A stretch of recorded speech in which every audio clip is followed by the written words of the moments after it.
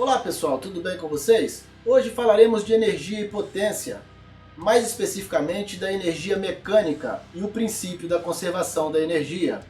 Eu sempre deixo na descrição do vídeo um índice para remeter o aluno diretamente aos tópicos de seu interesse, inclusive a parte que trata da resolução de exercícios.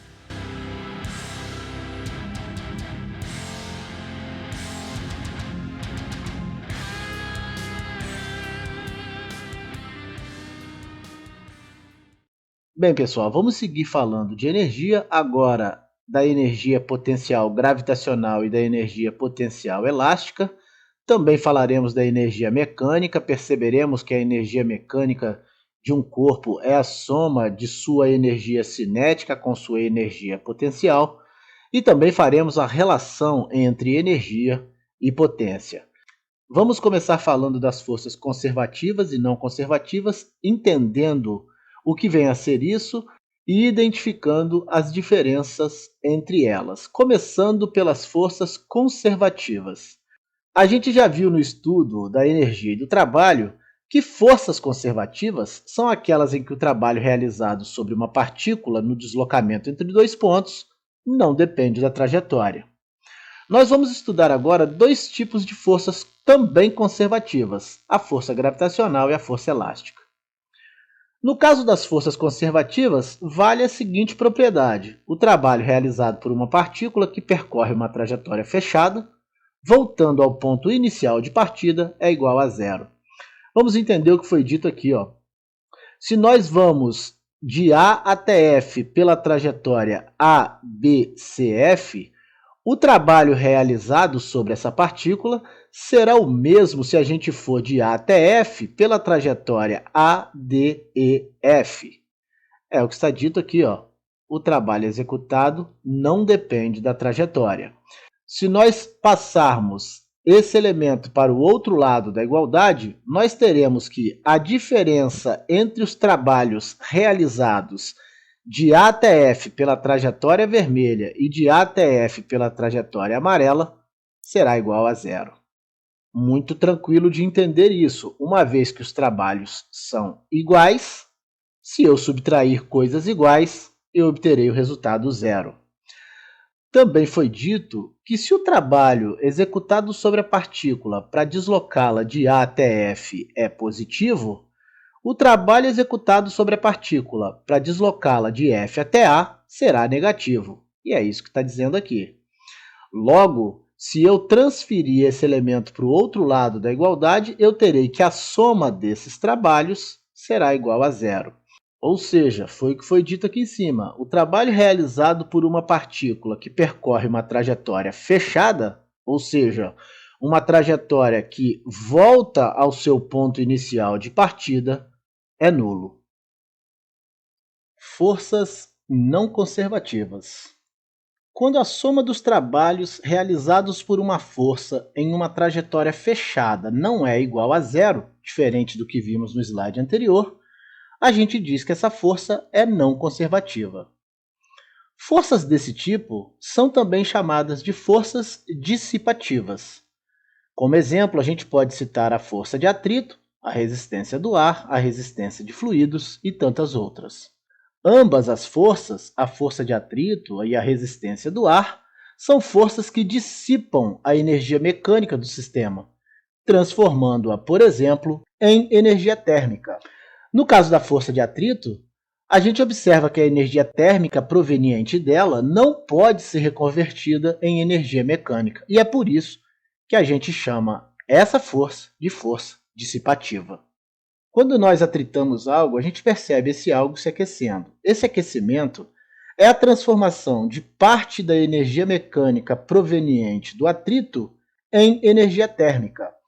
Essa energia térmica não pode ser novamente transformada em energia mecânica, ou seja, é impossível fazer com que essa energia térmica seja reconvertida. E é por isso que a gente chama essa força, a força de atrito, de força dissipativa, porque parte da energia mecânica se dissipou na forma de energia térmica.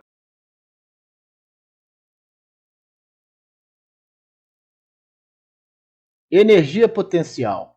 Quando dois corpos trocam energia, a gente diz que há interação entre eles. Em alguns casos, essa interação pode ter como resultado o movimento dos corpos.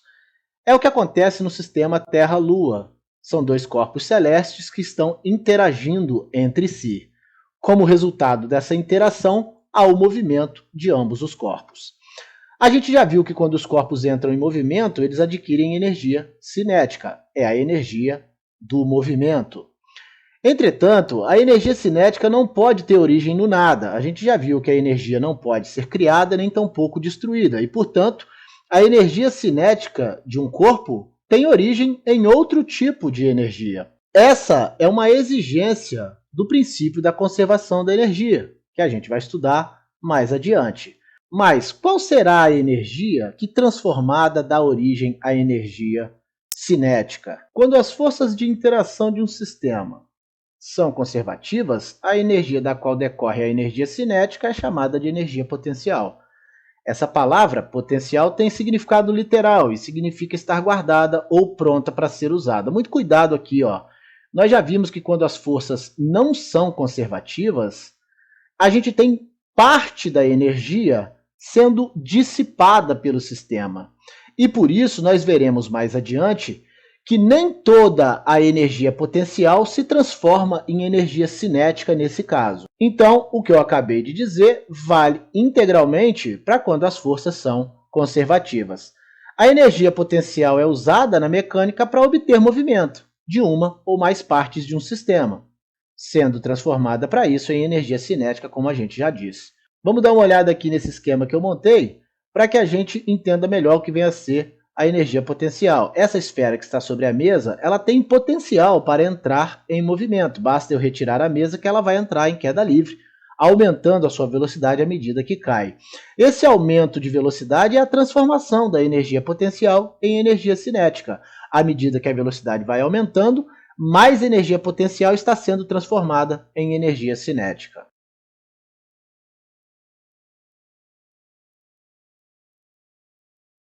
Energia potencial gravitacional. Bom, se a gente tem uma partícula de massa m a uma altura h em relação ao solo, à medida que essa partícula cai em queda livre, sua energia cinética vai aumentando, pois sua velocidade aumenta na queda, nós já vimos isso. Usando o TEC, a gente tem que o trabalho realizado na queda é a energia cinética final menos a energia cinética inicial. Podemos também escrever com isso que o trabalho é a massa vezes a velocidade final ao quadrado sobre 2, menos a massa vezes a velocidade inicial ao quadrado sobre 2. Como a velocidade inicial na queda livre é igual a zero, uma vez que a partícula está no ponto mais alto da trajetória da queda, nós já estudamos isso no lançamento vertical no vácuo, nós podemos anular esse termo dessa equação, uma vez que essa velocidade inicial será igual a zero. E, portanto, o trabalho será igual à energia cinética final, que é a massa vezes a velocidade final ao quadrado sobre 2. Mas o trabalho executado na queda é o trabalho da força-peso, que é dado pela equação mgh. O sinal positivo se deve ao fato do corpo estar em queda e não em movimento de subida. Mas nós sabemos que a energia cinética decorre da energia potencial em repouso na posição de altura h. Logo, a energia potencial terá sido, ao final do movimento, toda transformada em energia cinética, ou seja, será igual à energia cinética final, e isso nós acabamos de ver aqui em cima, que é igual a massa vezes a aceleração da gravidade vezes a altura. Aqui nós temos uma partícula a uma altura h, em repouso, velocidade inicial igual a zero. À medida que ela cai, ela vai transformando energia potencial em energia cinética, aumentando a sua velocidade. E ao chegar ao solo, que nesse caso é o meu nível de referência, a energia potencial relativa a esse nível de referência terá toda sido transformada em energia cinética. Nesse caso, nós teremos a energia cinética final porque a partícula está no final da trajetória com sua velocidade máxima. Nível de referência ou plano horizontal de referência. Sempre que a gente estiver falando de energia potencial, a gente está falando da energia potencial em relação a um nível de referência. No exemplo anterior, nós adotamos como referência o solo, mas a gente pode adotar outros níveis de referência desde que sejam planos horizontais. Uma vez adotada essa referência, ela não pode mais ser mudada na resolução de um problema. Bom, no primeiro caso, que foi o que vimos no slide anterior, nós vamos ver agora 4 níveis diferentes de referência. A gente tem como referência o solo. Aqui nós temos o centro de gravidade dessa partícula, dessa esfera. Nós vamos ver o que vem a ser o centro de gravidade mais adiante. O fato é que, se o centro de gravidade está acima do nível de referência, que é o solo, eu digo que a energia potencial é positiva ou maior que zero, uma vez que ela tem potencial para entrar em queda livre. No caso do exemplo 2, o meu referencial está acima do solo, mas ainda assim abaixo do meu centro de gravidade. E, portanto, a energia potencial também é maior que zero, ou positiva. Essa partícula tem potencial para entrar em queda livre. Entretanto, no exemplo 3, o centro de gravidade coincide com o nível de referência, ou seja, a altura h3 é igual a zero. Quando o centro de gravidade coincide com o nível de referência, a energia potencial será nula, será igual a zero, uma vez que essa partícula não tem potencial para entrar em movimento em relação a esse nível de referência. E, por fim, no exemplo 4, nós temos o nível de referência acima do centro de gravidade da esfera, a uma altura h4. A gente sabe que a esfera não entrará em movimento de subida, e sim de queda, e, portanto, nesse caso, a energia potencial em relação a esse nível de referência é menor do que zero ou negativa. Em resumo, se o centro de gravidade estiver acima do nível de referência, a energia potencial será positiva. Se ele estiver no nível de referência, a energia potencial será nula. Estando o centro de gravidade abaixo do nível de referência, a energia potencial será negativa. Variação da energia potencial gravitacional.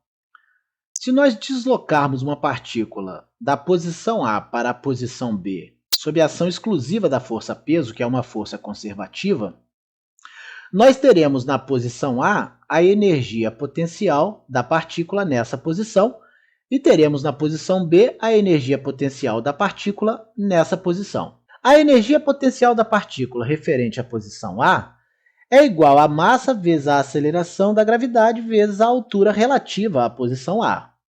Já a energia potencial relativa à posição B é igual à massa vezes a aceleração da gravidade vezes a altura relativa à posição B. Com isso, a variação na energia potencial será a energia potencial referente à posição B menos a energia potencial referente à posição A. Como a gente disse que a energia potencial referente à posição A é mgHA e a energia potencial referente à posição B é mgHB, a variação na energia potencial será mgHB menos mgHA. Colocando mg em evidência, nós teremos a massa vezes a aceleração da gravidade vezes a altura referente à posição B menos a altura referente à posição A. Mas a gente nota que a altura referente à posição A é maior que a altura referente à posição B. E, portanto, essa é uma subtração de um número menor por um número maior. Logo, esse resultado será um resultado negativo. Por isso, a variação na energia potencial gravitacional será menos mg∆H. Aqui vale uma observação importante. A variação da energia potencial depende da diferença de níveis entre A e B, mas não depende das alturas em relação ao nível de referência adotado. Nós vimos no slide anterior que a energia potencial depende da referência que a gente fixa, mas a variação da energia potencial, a gente está vendo aqui, que não depende desse nível de referência, e sim da diferença de níveis entre as posições A e B. Em outras palavras, de ΔH. Como o trabalho da força-peso é mais mg ΔH, esse sinalzinho positivo é por conta da trajetória para baixo, nós teremos que o trabalho da força-peso é menos a variação na energia potencial gravitacional. Vamos entender melhor essa relação. Ó. Nós vimos aqui em cima ó, que a variação na energia potencial gravitacional é igual a menos mg ΔH. Se eu multiplicar essa equação por menos 1, eu terei menos a variação na energia potencial gravitacional igual a mg ΔH. E mg ΔH é igual ao trabalho da força-peso. Portanto, o trabalho da força-peso será menos a variação na energia potencial gravitacional. Centro de massa cm. O centro de massa de um corpo extenso é um ponto geométrico no qual supomos estar toda concentrada a massa do corpo. Corpos que apresentam geometria regular têm seus centros de massa em seus centros geométricos. Aqui nós temos o centro de massa desse retângulo, aqui nós temos o centro de massa desse cilindro, aqui o centro de massa de uma esfera e aqui o centro de massa de duas esferas com mesma massa. O centro de gravidade de um corpo extenso é o ponto geométrico onde se aplica a força gravitacional. Essa força gravitacional é o peso. Para os corpos extensos pequenos, o centro de massa e o centro de gravidade coincidem. No caso dos corpos acima, esses dois pontos também coincidem com o centro geométrico do corpo. Bom, muita coisa para ser dita aqui. Nós estamos falando de 3 pontos aqui muito importantes: o centro de massa, o centro de gravidade e o centro geométrico dos corpos, né? Bom, existem casos, como a gente viu, que os 3 pontos coincidem. É o caso desses corpos aqui. O centro de massa é exatamente igual ao centro de gravidade, que é igual ao centro geométrico dos corpos. Nós dedicaremos uma aula exclusiva para falarmos do centro de massa, mas algumas coisas eu vou adiantar aqui. Nós percebemos com esses desenhos que nós podemos ter o centro de massa de um corpo ou de um sistema formado por 2 ou mais corpos. Se 2 corpos têm a mesma massa, o centro de massa estará exatamente na metade da distância entre os 2 corpos. Mas caso tenhamos corpos de massas diferentes, o centro de massa comum entre esses 2 corpos se deslocará para mais próximo do corpo de maior massa. É o que acontece no sistema Terra-Lua. Pelo fato da Terra ter maior massa, o centro de massa está mais próximo da Terra do que da Lua. Acontece também no sistema Terra-Sol. Como o Sol tem massa infinitamente maior do que a Terra, o centro de massa está mais próximo do Sol do que da Terra. Nós estudaremos mais adiante, quando falarmos do centro de massa, que a Terra, na verdade, ela não está girando em torno do Sol, mas sim em torno do centro de massa comum entre a Terra e o Sol. É claro que, como o centro de massa está mais próximo do Sol, ao orbitar o centro de massa, ela também estará orbitando o Sol. Mas, na verdade, esse movimento de translação acontece em torno desse centro de massa. Isso nos leva a concluir que o Sol também tem movimento de translação em torno desse centro comum de massa. E é por isso que, se observarmos o Sol com equipamentos especiais, a gente pode observar essa oscilação do Sol em torno desse centro de massa comum. Essa oscilação é praticamente imperceptível para nós, porque o centro de massa está muito próximo do Sol. Então, essa translação que o Sol faz em torno desse centro de massa é muito pequena e, com isso, praticamente imperceptível.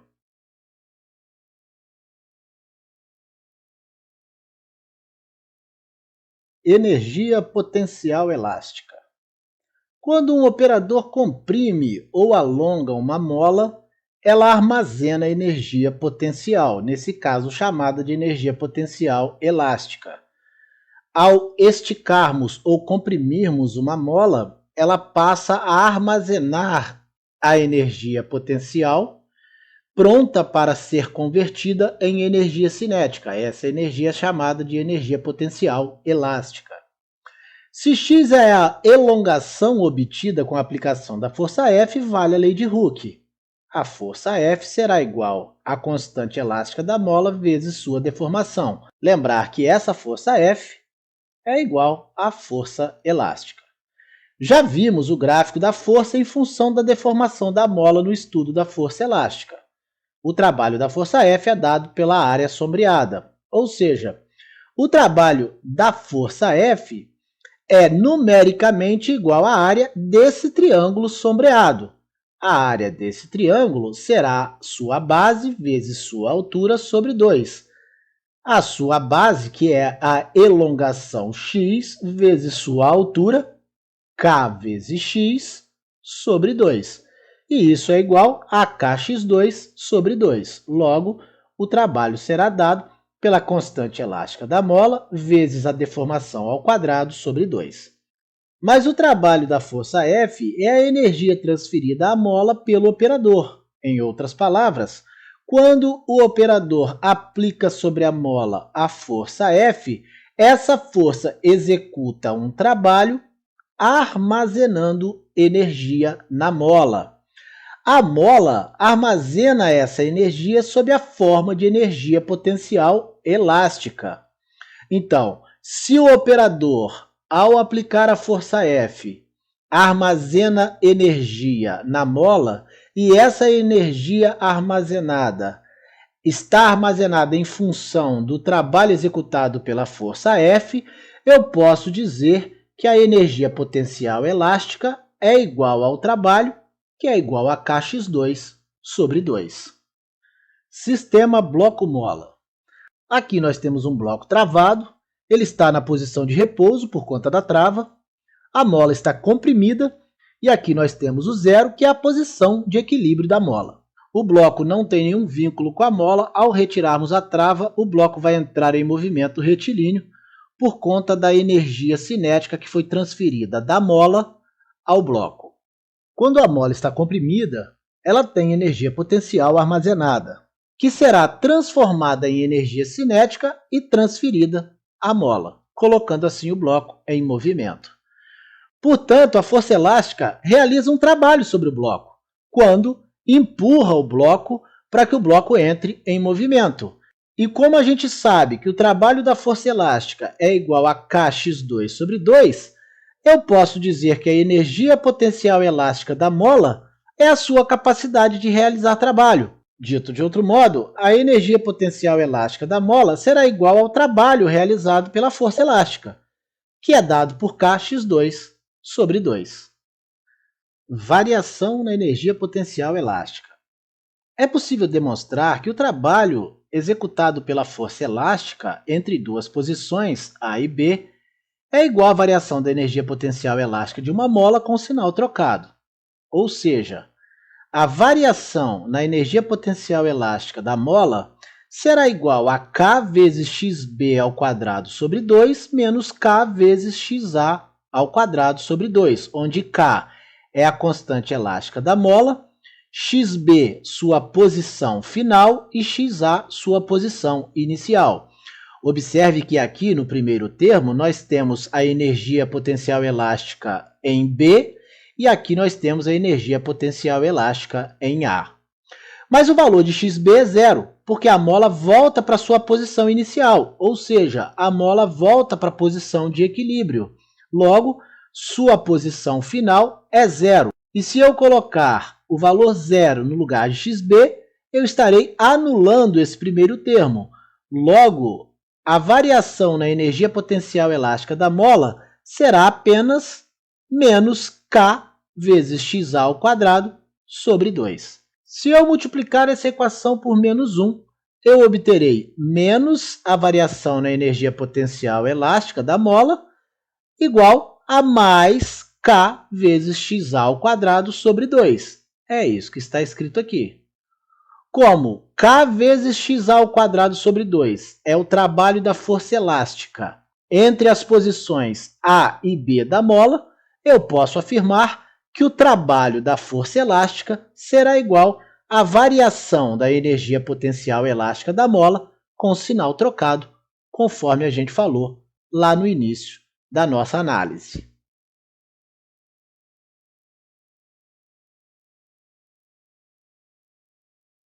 Energia mecânica. A energia mecânica é a soma das energias cinética e potencial de uma partícula. É o que está descrito aqui. A energia cinética e a energia potencial são tipos de energia mecânica. Disso decorre que, caso a energia cinética esteja aumentando, a energia potencial estará diminuindo, e vice-versa. Em qualquer ponto da trajetória, a soma das energias cinética e potencial é a mesma. Dito de outro modo, na queda livre de uma partícula, por exemplo, antes de se iniciar o movimento, a partícula está em repouso, e por isso sua energia cinética é nula, uma vez que a velocidade inicial é zero. Desse modo, a gente pode afirmar que a energia potencial é máxima. Por sua vez, quando a partícula chega ao solo, que é o nível de referência desse nosso exemplo, ela está com sua velocidade máxima e, com isso, com sua energia cinética máxima, uma vez que a velocidade é máxima no solo. Logo, a energia potencial no solo será nula.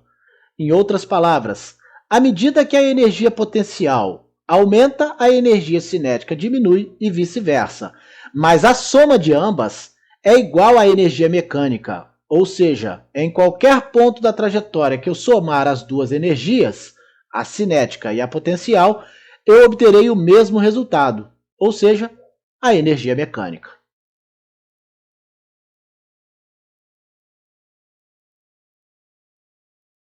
Conservação da energia mecânica.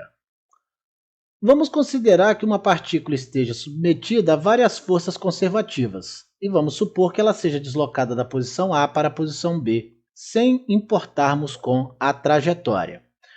Como as forças são conservativas, eu terei que o trabalho na trajetória de A até B será igual à energia potencial em A menos a energia potencial em B.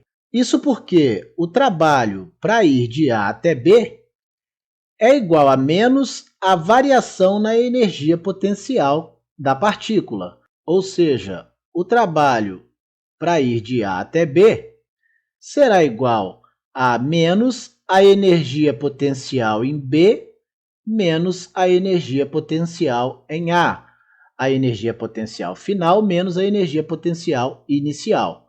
Logo, o trabalho para ir de A até B será igual a energia potencial em A menos a energia potencial em B. É o que está escrito aqui.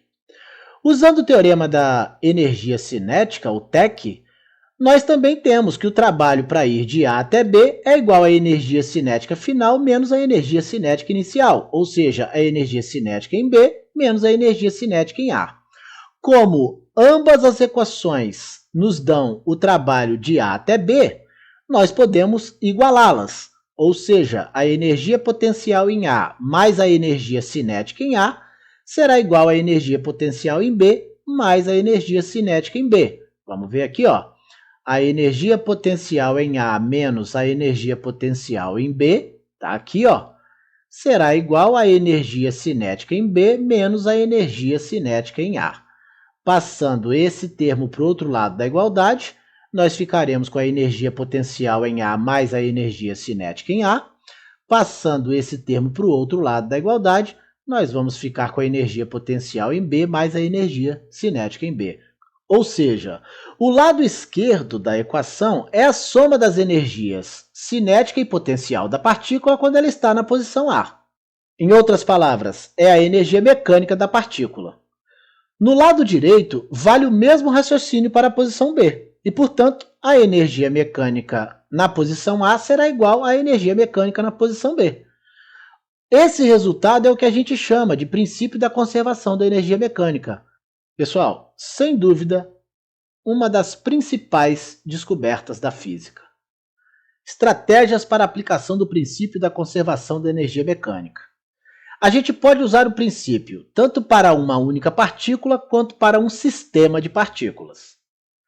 Se a gente tiver um corpo extenso, a aplicação do princípio deve levar em consideração o centro de gravidade do corpo, ou seja, o centro de gravidade é o que a gente considera como se fosse o corpo. As forças de interação entre as partes envolvidas no sistema mecânico devem ser conservativas. Nós já vimos isso.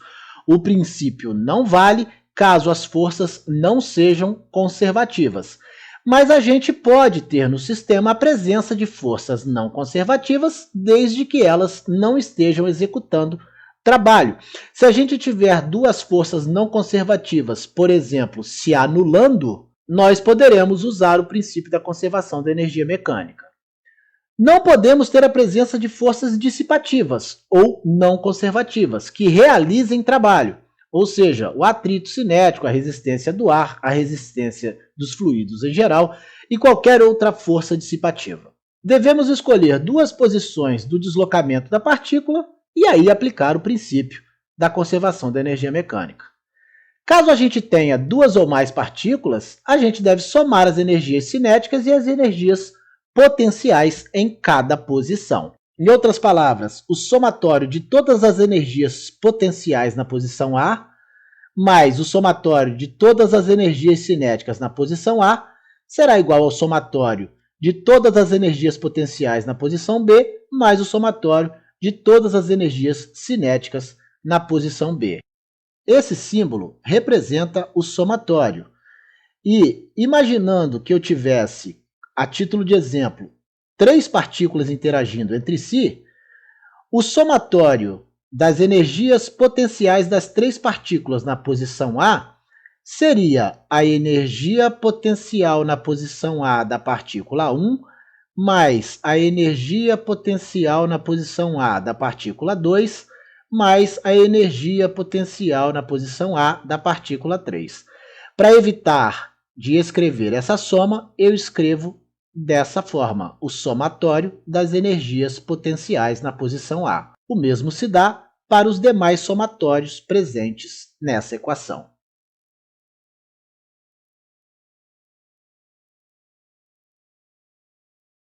Dissipação da energia mecânica.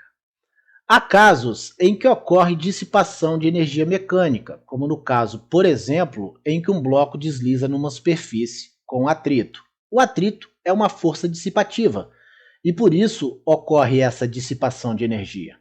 A gente tem um caso aqui também do atrito nos freios dos carros. A gente percebe aqui a dissipação de energia mecânica, parte da energia mecânica sendo transformada em energia térmica. Por isso a gente vê o freio aqui incandescente. É uma força dissipativa, como eu já disse. Quando uma força dissipativa atua sobre um corpo, a gente não pode usar o princípio da conservação da energia mecânica. E por quê? Porque nem toda a energia potencial será transformada em energia cinética e nem toda a energia cinética será transformada em energia potencial, uma vez que parte dessa energia é dissipada. Como é que a gente faz, então, para descobrir a quantidade de energia dissipada num sistema mecânico? A gente, inicialmente, calcula a energia mecânica inicial do corpo. Depois, calculamos a energia mecânica final desse mesmo corpo. A gente vai perceber a diferença entre a quantidade de energia mecânica inicial e a quantidade de energia mecânica final. Isso porque parte da energia mecânica será dissipada. Portanto, para calcularmos a quantidade de energia mecânica dissipada, basta fazer a diferença entre a energia mecânica inicial e a energia mecânica final. É o que está aqui, ó. A energia dissipada será a energia mecânica inicial menos a energia mecânica final. Essa diferença também nos dá o trabalho realizado pelas forças dissipativas, uma vez que o trabalho executado por essas forças também é a quantidade de energia dissipada.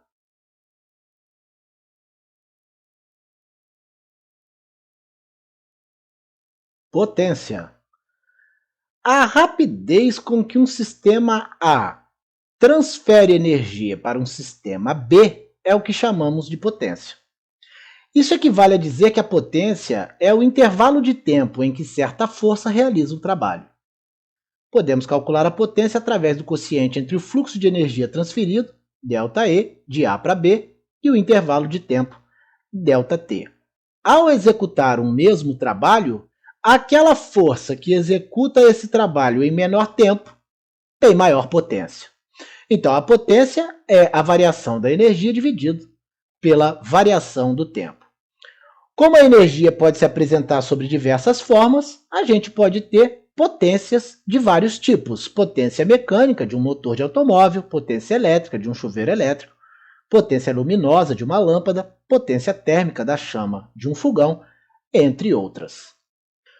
Obviamente que no nosso estudo agora nos interessa a potência mecânica, afinal de contas estamos estudando mecânica. Então, a potência mecânica está relacionada com o fluxo da energia mecânica, ou seja, com o trabalho realizado por uma força. Conceitualmente, a gente pode dizer que a potência mecânica é a medida da rapidez com que uma força realiza trabalho. Podemos estender esse conceito a uma máquina que realiza trabalho mecânico. Aqui a gente tem várias máquinas, robôs em uma linha de montagem de automóveis executando trabalho mecânico. Potência média mecânica. Se uma força realiza trabalho no intervalo de tempo, a potência média desenvolvida nesse intervalo de tempo é o trabalho dividido pela variação de tempo. Lembrar que o trabalho é igual à variação na energia. Então, essa equação é igual à variação da energia dividido pela variação do tempo. Vimos essa equação no slide anterior. Unidade de potência. No SI, a gente já sabe que o trabalho é medido em joules e que o tempo é medido em segundos. Disso decorre a unidade de medida de potência, que é o joule por segundo. O joule por segundo recebeu um nome especial, qual seja o watt, representado pela letra W maiúscula, em homenagem a James Watt, com grande contribuição no estudo da potência mecânica. Um joule por segundo, então, equivale a 1 watt. É muito comum no dia a dia a gente ouvir falar nos múltiplos do watt: 1 kW, 1 megawatt, 1 gigawatt e assim por diante. 1 kW vale 10 a terceira watt, ou 1000 watts. Potência mecânica instantânea. A gente já viu no slide anterior como calcular a potência média, ou seja, a potência para um intervalo de tempo ΔT. Para calcularmos a potência instantânea, a gente precisa encontrar a potência no instante t, em um dado instante, em um dado momento específico. Então, para determinarmos a potência mecânica instantânea, a gente deve considerar intervalos minúsculos de tempo, como a gente já vem fazendo desde o estudo lá do trabalho, com ΔT tendendo a zero. Se a gente calcular o limite da potência média, para ΔT tendendo a zero, os valores médios passam a ser instantâneos. Então, a potência instantânea é o limite do trabalho dividido pela variação do tempo, com a variação do tempo tendendo a zero. A gente não vai desenvolver esse limite porque esse assunto, como eu já disse várias vezes, foge dos objetivos dessa aula. Mas a gente tem como encontrar a potência instantânea usando outras estratégias. Por exemplo, quando nós aprendemos a calcular a aceleração na cinemática, nós vimos que a aceleração também é o limite de ΔV sobre ΔT, com ΔT tendendo a zero.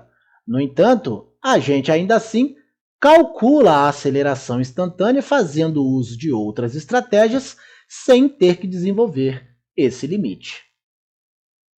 Outras unidades de potência. Vamos falar de outras duas importantes unidades de potência usadas principalmente na indústria mecânica e automobilística.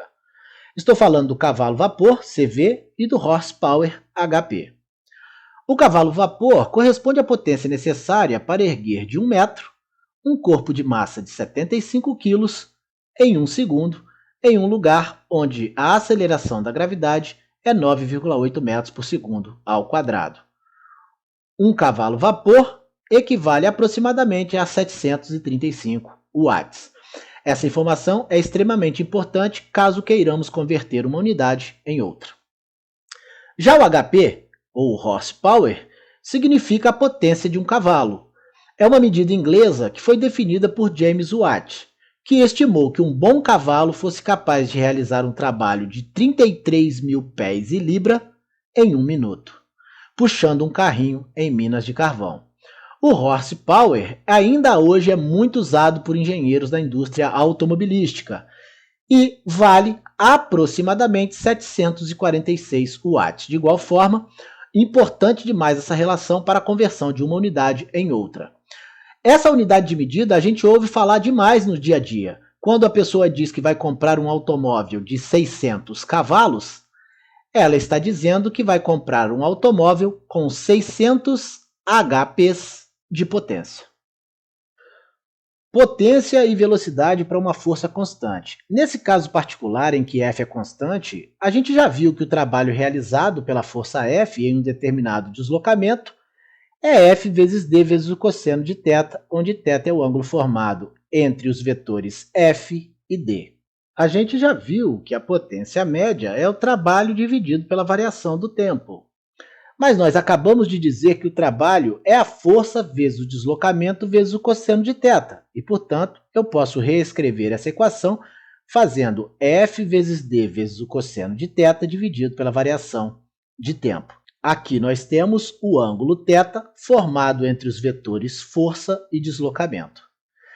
Mas a gente sabe que a velocidade média é ΔS sobre ΔT e o deslocamento é ΔS. Portanto, nós podemos, nessa equação, trocarmos o deslocamento sobre a variação do tempo pela velocidade média, obtendo assim uma nova equação para o cálculo da potência média em função da velocidade média, qual seja a força vezes a velocidade média vezes o cosseno do ângulo θ. Nesse caso, esse ângulo θ é o ângulo formado entre os vetores força e velocidade.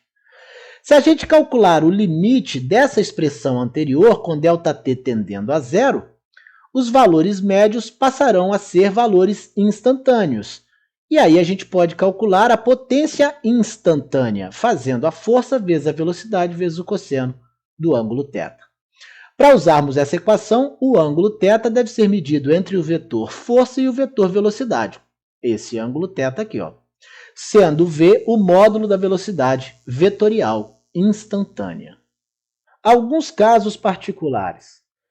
Nesse esquema, a gente tem um bloco sob a ação de uma força F e a gente percebe que a força F tem o mesmo sentido e direção do movimento. Quando isso ocorre, os vetores F e V ficam sobrepostos, formando entre si um ângulo de 0 grau. A gente sabe que o cosseno de zero é igual a 1 e, portanto, a potência instantânea é dada, nesse caso, por F vezes V, uma vez que o cosseno de 0 grau é igual a 1. E multiplicar por 1 não altera o produto dessa multiplicação.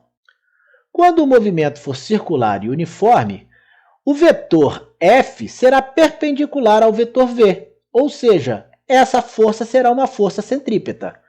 Como o ângulo formado entre esses vetores F e V é igual a 90 graus, e a gente sabe que o cosseno de 90 graus é igual a zero, a potência instantânea também será igual a zero, uma vez que a potência instantânea é a força vezes a velocidade vezes o cosseno do ângulo de 90 graus.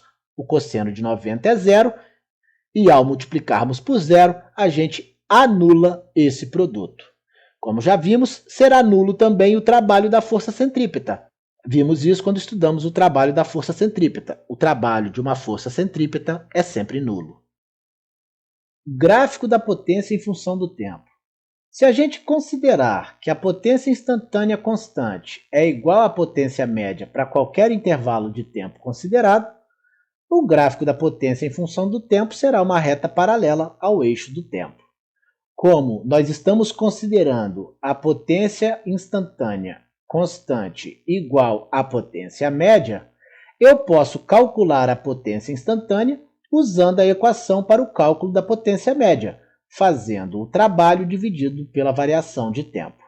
Se eu passar a variação do tempo para o outro lado dessa igualdade, eu terei o trabalho igual à potência vezes a variação do tempo. É o que a gente vê aqui no gráfico. Nós temos aqui a potência instantânea constante durante toda a variação de tempo ΔT. Mas a gente nota que essa figura sob o gráfico é um retângulo, e nós calculamos a área de um retângulo fazendo a sua base vezes a sua altura. Percebemos também que a base desse retângulo é ΔT e que sua altura é P. Nós acabamos de ver que o trabalho é P vezes ΔT e, portanto, nós descobrimos que, numericamente, a área desse retângulo será igual ao trabalho realizado. No diagrama potência-tempo, a área sob o gráfico é numericamente igual ao trabalho, conforme acabamos de afirmar. A propriedade gráfica que a gente viu no slide anterior vale também para a potência variável com o tempo, desde que a gente divida a área colorida em diversos retângulos minúsculos, como na figura abaixo. Aqui, vários retângulos, obviamente, a base desses retângulos precisa ser infinitamente menor do que as que estão aqui representadas, com ΔT tendendo a zero. O fato é que, se calcularmos a área de cada um dos retângulos, nós estaremos calculando o trabalho realizado em cada minúsculo intervalo de tempo. E o somatório de todas as áreas, de todos esses retângulos, vai me dar a área total S, indicada no gráfico. Portanto, o trabalho será numericamente igual à área que está sob o gráfico. Mais uma vez, a gente teria que recorrer ao cálculo integral para calcularmos algebricamente a área sob a curva, o que nós não vamos fazer nessa aula, porque, como eu já disse várias vezes, isso foge dos objetivos do nosso estudo.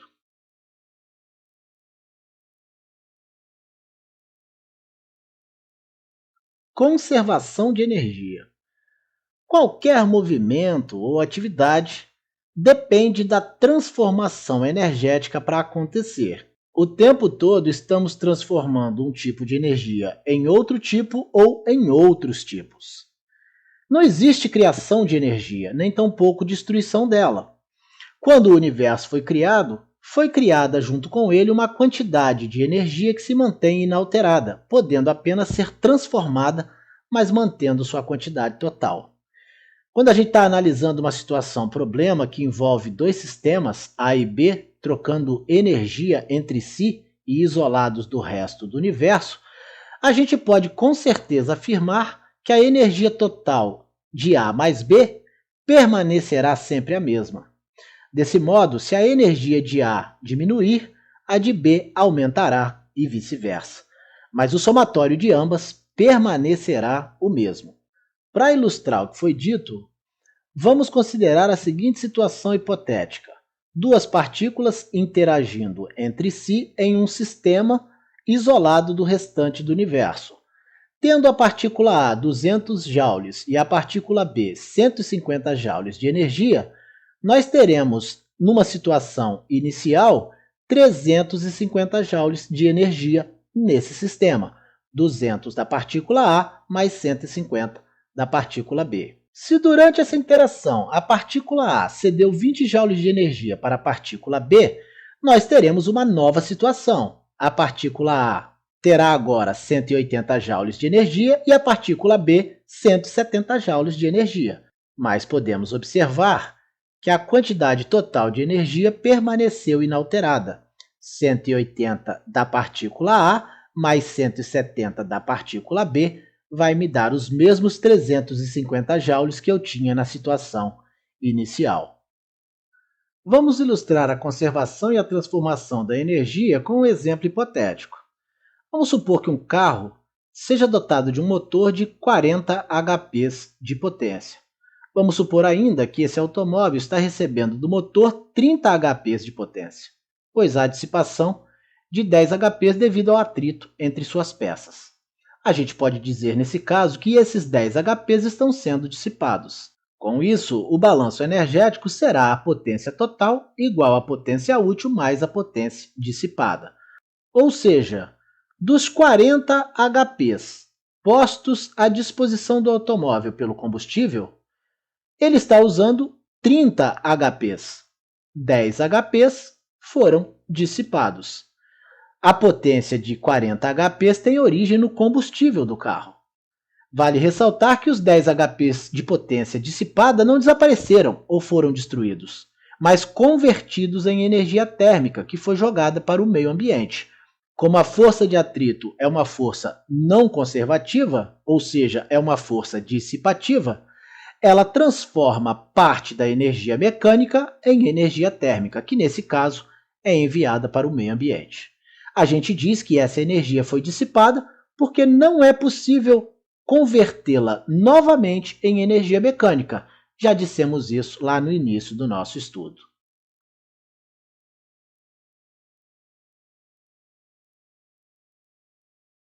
Rendimento de uma máquina. Para que qualquer máquina funcione, é preciso fornecer a ela uma potência. Entretanto, não é possível aproveitar toda a potência fornecida, uma vez que parte dela é perdida com a transformação de uma forma de energia em outra. É o caso da energia mecânica transformada em energia térmica.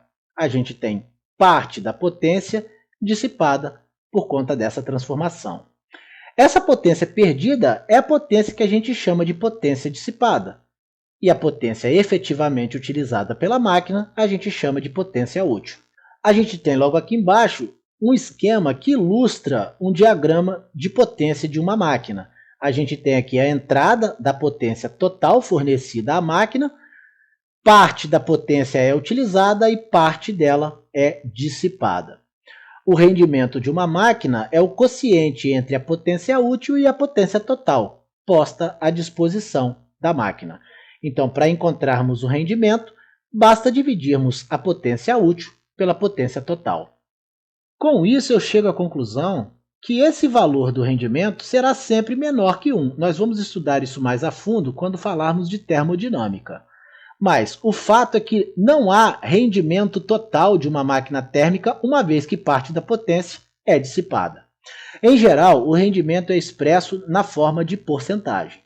Para finalizar, devemos observar que a definição acima é geral, ou seja, a gente pode utilizar a definição de rendimento de uma máquina em uma máquina mecânica, em uma máquina térmica ou em um motor elétrico, por exemplo.